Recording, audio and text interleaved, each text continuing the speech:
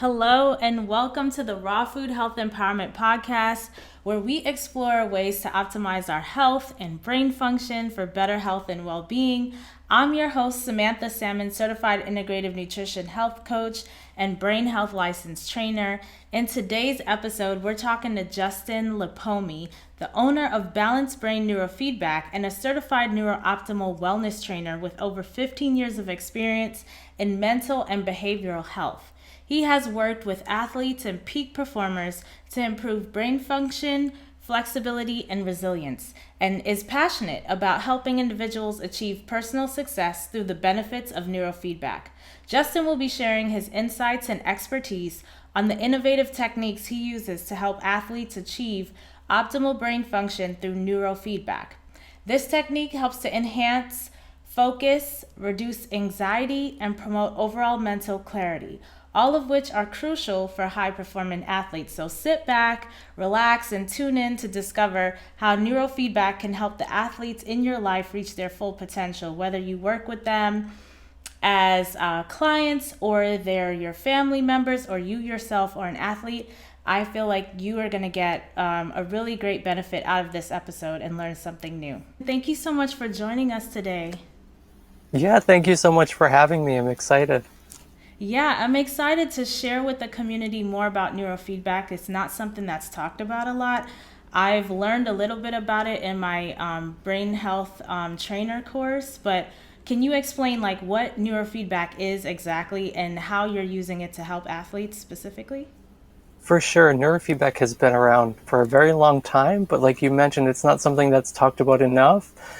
But in the simplest terms, neurofeedback is the observation of your cortical activity, your brainwave functioning, observation of what's going on there, and then providing your brain with the feedback it needs to restructure and reorganize itself to really function optimally. So it's non-invasive, it's holistic in nature, and it's something that everyone can benefit from, and in particular athletes, which is kind of something that I specialize in working with. How exactly, like when athletes come to you, what are they looking for? And then at the end of it, what exactly do they get going through For this sure, process? when we think about training for athletes, a lot of times, most times, training is focused on the physical nature of sport. So it's repetition of skills, it's endurance, it's kind of building stamina, and doing all the things to get their physical bodies in the best shape possible. However, something that's often overlooked is the psychological aspect of sports. So many times the athletes I work with come from sports where it's just them on the court or on the field. So I work with a lot of tennis players, gymnasts, golfers, individuals who are kind of solo. We do have a few that are in team sports that have maybe a unique position, like a quarterback. But for the most part, it's an individual who is dealing with the pressure of sport and trying to look for either an edge for themselves or trying to overcome something. I work with a lot of athletes as well who have been injured and out for a while, trying to come back and again build up that psychological strength you can lose when you're not performing. Most athletes are looking to improve in the mental area, and they know that it's important. They just don't know at the time how important it is. So if you think Mm-hmm. of any great athlete, and tennis is my background. I grew up playing tennis, so I think of Serena Williams and Roger Federer and Novak Djokovic, and they thrive under the pressure of sport. When things get really tough, Tiger Woods, they're going to perform. And for those individuals, maybe it comes naturally, but for a lot of us, that doesn't always come naturally. And we need to work at that. How do we perform at our best? Not every time, but as much as possible. And so what we call that like a peak performance or a flow state. And so that's what I'm really helping athletes understand is, how do I get myself into a flow state and how do I remain there? And that is what neurofeedback can do for athletes. It does affect and impact many other areas of their lives. But for sure, performance is something that we will generally look for as an indicator of, is this successful? Are we seeing progress? I love that. So you pretty much what I hear you saying is that like these athletes, they're under pressure. It's do or die. The whole team is looking at them, right? To make the big win. So there's a lot of anxiety that's going on there. And like you mentioned something where an athlete had an injury, so I guess there's some anxiety for being able to perform at the same level that they were performing before, and feeling maybe some insecurities about that. So like, what exactly is neurofeedback doing physically that even helps that? Like, how exactly does that work? Yeah, the anxiety that you mentioned is very real, specifically with our gymnasts. If they get injured doing a particular trick or stunt, or in that area, when they come back, and Simone Biles is a great example. She talks about the twisties is something that psychologically, once it happens, it can be very hard to overcome. So what neurofeedback can do is, when we are feeling a state of anxiety, that pressure, our central nervous system can become dysregulated. And a symptom of that is anxiety. I can do this trick, I can perform this move, this stroke, whatever it is, in practice 100% of the time. But then you put me in front of, an audience, or I'm competing, and I have that shot and it comes to me, and my mind blanks, or I kind of, freak out in a sense. So that's where neurofeedback can help. So what it's doing, the neurofeedback that I provide is nonlinear dynamical neurofeedback. So it's looking at the whole brain, and trying to find a state of optimal functioning.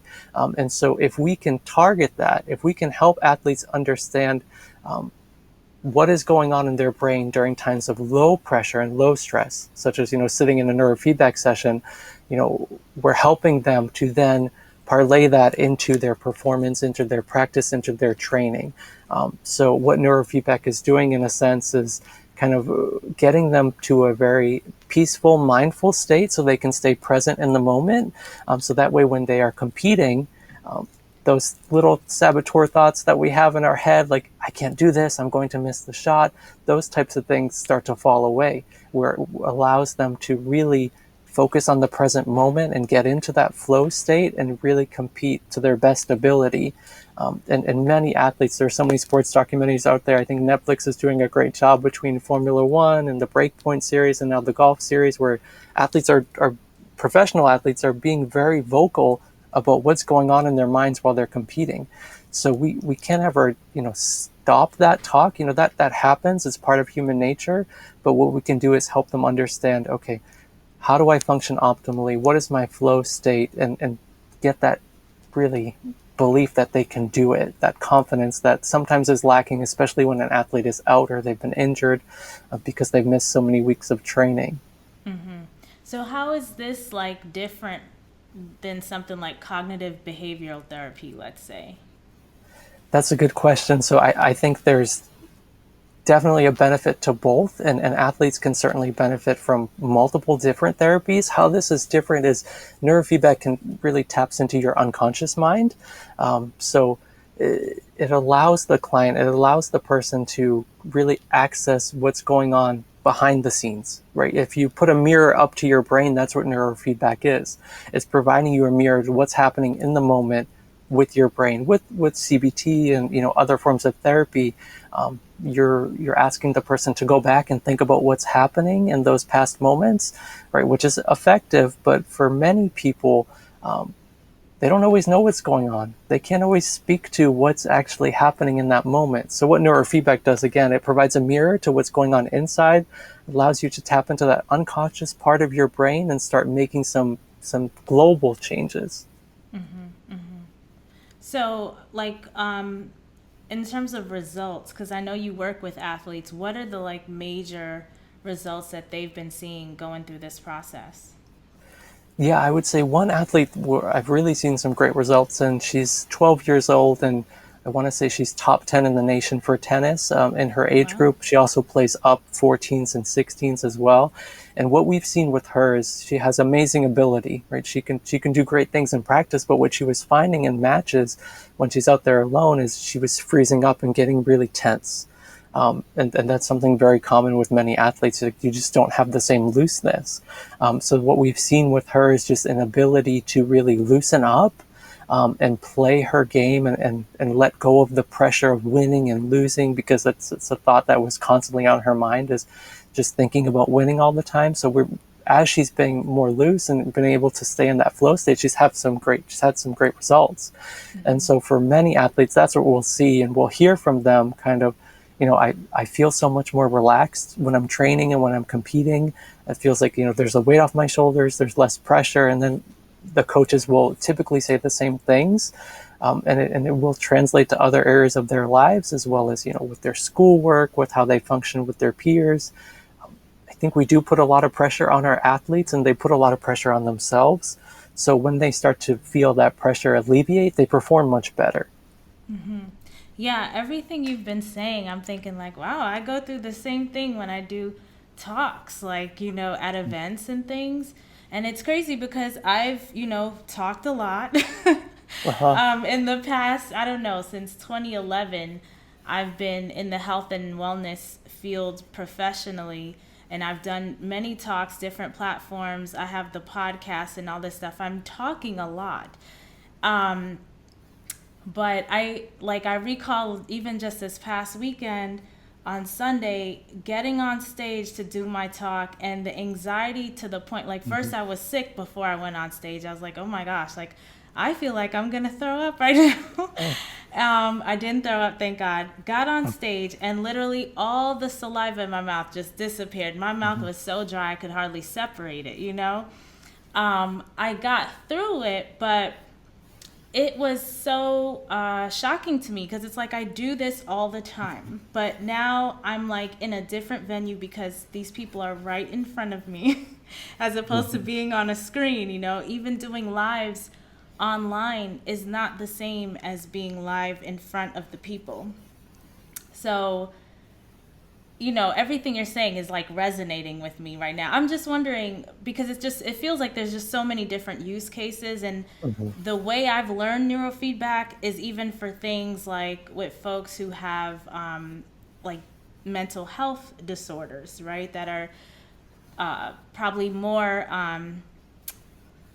I don't know how to say, like, just more disrupts the quality of life a little bit more than like, an athlete that's in this situation of leadership and having to perform, having performance anxiety and stuff like this. So I'm wondering, in your scope of practice with the folks that you've worked with, like, what's the most impressive or probably the craziest situation that you've seen neurofeedback help? Yeah, absolutely. And what you described about, your public speaking is what we see in the business world all the time. So neurofeedback, there's a lot of research where business professionals are using neurofeedback to help them kind of overcome certain challenges or just perform at their peak level. So it is something that's beneficial. I would say, similar to practicing mindfulness or meditation, there are certain holistic things that we can do to really improve our state of mind and our consciousness. And neurofeedback is one of them. Thinking about one instance where it has been really effective is I had been working with a 1-year-old child who, this is really young for neurofeedback. We thought, will this work? I'm not sure if it might be effective, but let's give it a try. And unfortunately, this child was born with a traumatic birth injury, which has caused some cognitive delays with the child. And so, they're trying all different therapies, credit to these parents who are trying, chiropractors and, seeing different therapists and doing all different things. And they said, we wanted to give neurofeedback a try. So we had the child sit on the parent's lap because it was most comfortable for them. And through engaging in sessions, we're starting to see this child, become more vocal, make better eye contact, and really just be more present. And so it's the whole idea of neuroplasticity, which I think is becoming more and more prevalent, that people are understanding what that means. But neuroplasticity is the idea that your brain can change and grow, and it does throughout your lifetime. If we have a traumatic injury, that's not the end, right? We know now, the research says, like, we can form new neural patterns and pathways. It can happen, but sometimes, we need to try different things. We need to tap into different modalities. So neurofeedback has been really effective in this case, and that's the youngest client that I've worked with so far. But it has lots of different benefits. Like you mentioned, anyone who is struggling with a mental health disorder. My office is located in the Counseling and Wellness Center. So located in my office, there are some traditional talk therapists, and I provide neurofeedback services, but it's always beneficial to do both, right? it's another practice. I believe medication has a purpose and a time, but for some people, they want to explore holistic practices before they try medication, and neurofeedback is a great way to do that. The results and benefits are long lasting, so we would encourage anyone to give it a try. And if it is working for you, it doesn't mean you need to keep doing it forever. If you find it's working and you're in a good state in your life, we would encourage you take a step back, see how things are going, and then what typically will happen, we'll see someone may experience some turbulence in their life. Maybe there's a rough patch, maybe there's something that they're going through, and then we'll see them again at neurofeedback sessions, just because they've become dysregulated again and they just need kind of like a tune-up. They need a few sessions to help them kind of get back to where they were. Mm-hmm. Yeah, so that's a good segue into my next question on like how long does it typically take to see any kind of result, any kind of improvement? Yeah, so like therapy, there's no magic number. For some people, after the first 1 or 2 sessions, they really start to notice changes in their lives. For some people, it may be 5 or 6 sessions. And then for some people, they don't exactly see it right away. When I start asking questions or the practitioner starts asking, okay, well, you mentioned that you entered neurofeedback because of your stress levels. Okay, how are you sleeping? And we'll start to see, well, they are sleeping a lot better than they were before. They're finding that they have a better appetite. Their anxiety attacks are only lasting 2 minutes than 8 minutes, right? So there may be some small changes in different areas of their lives that they may not even be fully aware of until we start having a conversation. So that's one way we track.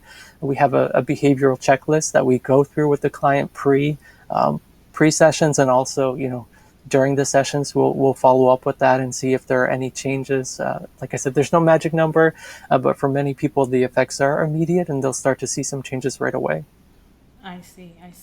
So what about people who are dealing with memory issues and like things like mild cognitive impairment or early stage Alzheimer's disease? Like, have you seen neurofeedback to be helpful at all for that demographic? Yeah, absolutely. And there's a lot of research that shows that, especially with, like a Parkinson's disorder, there are certain aspects of that disorder that are tied to anxiety. And it's not just because the person becomes anxious about falling because of the motor issues, but it does change the genetic makeup of your DNA in your brain. And so you're more prone to have anxiety when you have Parkinson's. And so what neurofeedback can do is help calm some of that anxiety. And when that happens, we generally see patients and clients who have improved gait and motor functioning. They have just a better quality of life. And while we can't cure any of those disorders, what we can do is, again, kind of slow it a little bit. Obviously, the earlier that we can start treating someone, the better.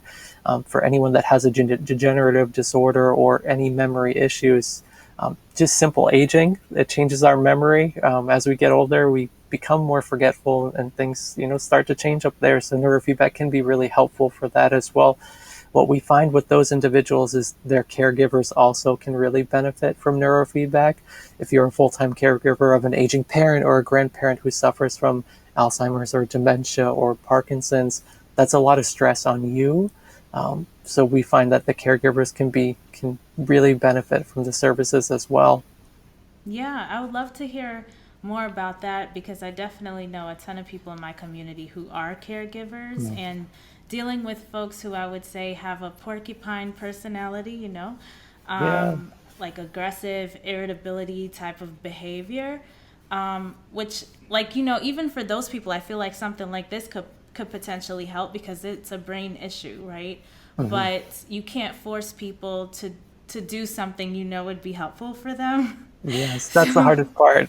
Is yeah.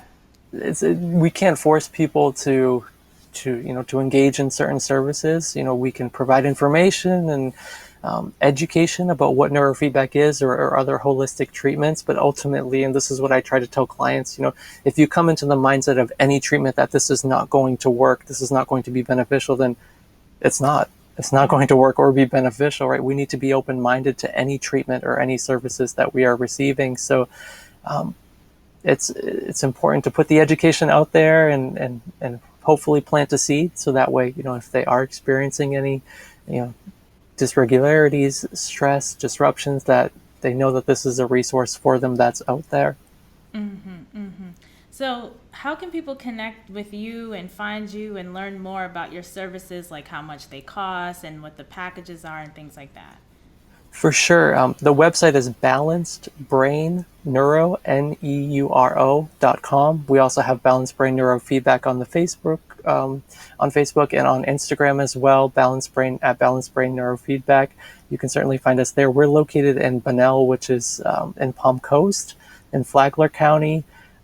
I also partner with Step Up for Students, which provides scholarships and funding for students with unique abilities, with disabilities. So for those students who receive those services, neurofeedback is an option for them, and many parents don't know that. But that can help with the expenses for sessions as well. That's awesome. Um, so you neurofeedback, people have to be here in Florida to see you to do this. This is not something you can do virtually for folks. No, unfortunately, it is something that, they have to either be in our office, or I do go out to families' homes as well if transportation is an issue. So we do provide that service in the home. I will say there are many devices out there, and I would just caution people on those. There are many devices out there that may label themselves as like in-home neurofeedback or brain training, and they can provide a great workout for your brain, but those are more on, I would say, like the fun and leisure on the gaming side. So some of those devices that are being sold for those in-home use, they're not exactly measuring what's going on in your brain, but they might give your brain a great workout, which, is always positive as well. But they do physically have to come to our office, or we can go out to them if they're located in Flagler County. Okay, cool. And then Flagler's having a wellness expo that you're going to be at as well. Yeah, so it's the first of its kind in our area. It's a wellness expo located um, at the high school in Palm Coast. So if anyone's interested, on Facebook, it's the Flagler Wellness Expo. If you Google that as well, you'll see all the different vendors that will be there. It's a 2-day event, so you can come on Saturday or Sunday on the 24th or the 25th, I believe, of this month. So it's coming up in March, yeah, and I'm excited about that. Awesome. Yes. And all of these links will be in the show notes to this episode. So definitely check them out. And at the Wellness Expo, can folks get a taste of how neurofeedback works? I know when I met you Yeah. at a wellness event, you had some kind of like computerized system that looked like it's the reporting that you get when you do it. Are you doing like little tasters in session, or is just that just a demo of to kind of explain what neurofeedback is? Yeah, that's a good question. So if you see me at an event, you'll see kind of the system set up, what it looks like, and it is a recording of a session. And I use my son's session with his consent, but you'll just see kind of all the brain activity that's happening. And I found this cool light up head at IKEA, which I thought, like, who would ever buy a light up head? But it has a good use. So I hooked the sensors up to that just so you can see, so the client can see what it looks like for neurofeedback. And the sessions are pretty short. They're 33 minutes in length. It probably takes about 3 or 4 minutes before and after just to set up the sensors and then take them off. So in total, about 45 minutes per session. So it's not something that's super time consuming. And like I said, someone as young as 1 years old can participate in a neurofeedback session all the way up to 100 years old. So it's available for everyone. It's another resource. I know there are so many treatments out there. I just would encourage people to consider different holistic treatments. I think we live in a society where Western medicine is very prominent, but also there's a lot out there for people to consider, and I think there's just needs to be more education on that. So to give people a visual, then it's these wires that are connected to the scalp. So it has to be directly on the scalp, right? Or is there like a cap that you're putting on, or? Yeah, so there are two sensors that attach on each side of the scalp, just kind of a little bit above the ears around this area. And then there's two sensors on one ear and three sensors on the other. And what the sensors on the ears do is those they're denoising. They take out all the other electrical activity. So really we're just capturing what's going on in your brain. if you were to just, hold the sensors up with the system running, you would see feedback because there's electrical activity all around us. And so what those sensors on the ear do is really filter out all that extraneous noise so that we can really get what's going on. And the sensors capture what's going on in your brain 256 times per second. And that's really fast, and it's happening really quickly. And the feedback is provided to the client, when the brain starts to shift states, when there starts to be instability, when there starts to be turbulence. That's when the feedback is provided to the individual. And that's the process of retraining your brain to function more optimally. Mm-hmm. And while this thing is on, you're like talking to them and asking questions to trigger a response in the brain? Is that kind That's of a like good how question. So while they're hooked up, there's a lot of different things we can do. For our young children who have a hard time sitting for 33 minutes, we would ask the parent, is there a particular show or movie they like to watch, or do they like to color, read? What is it that we can do to help occupy the time? Do they want to play a game with me or with their parent? So for young children, they're pretty active during their session, or they're watching a movie. For adults, as long as they are either listening to, we have some kind of very calming music, but if they have preferred music, we can use that, or they can listen to a podcast or an audiobook. And so while that's happening, that's when we're recording the feedback of what's going on with the individual. And that's when, the sensors are, again, getting that feedback and retraining the brain. And I had a parent ask at that same expo where we met, her daughter has a lot of anxiety. And she said, but it's not going to be anxiety provoking for her to sit in the chair and watch a movie, right? So how do we make her anxious? And I had to step back and say, that's not what this is about. So when there's anxiety, it's a symptom. It's a symptom of dysregulation in our central nervous system, right? So what neurofeedback is doing, it's reorientating the central nervous system to function more efficiently. So that way that anxiety will kind of drop off, right? So when you receive that feedback during the session, it triggers a response in your central nervous system, in your brain, to reorientate. And we compare it to if you were driving on the highway, right? And the rumble strip on the side of the highway, if you ever go off on that, it kind of makes like a dum dum dum dum noise on your car. It's not something you mean to do, but maybe you were daydreaming, maybe you were thinking about making dinner, maybe you were thinking about all the things you have to do at work. And so that rumble strip provides you feedback in that moment. Did I mean to do that? Most likely not. Okay, I need to autocorrect. And you don't even think about it. You just do it. Now, if you were getting off the highway and you went over the rumble strip, you probably wouldn't think too much about it because you're getting off anyways. You just kind of tapped it. And so that's what that feedback is doing constantly throughout a session. Did you mean to do that? Did you mean to, switch states? Did you mean to have that turbulence in your brain? And there are a set of measures that the machine is set to, the amplifier that kind of measures and tracks it. And it tries to get, what is your optimal state of functioning where, it's not too high, it's not too low. What is a good baseline for you? Because every brain is different. So the way I try to explain it is that, again, we all function differently. But if we can retrain our brain, our central nervous system to function at its best, then we'll start to see some of those other symptoms really drop off. And so for some people, that's a really hard concept to get their brain around, right? Because they want an instant fix, right?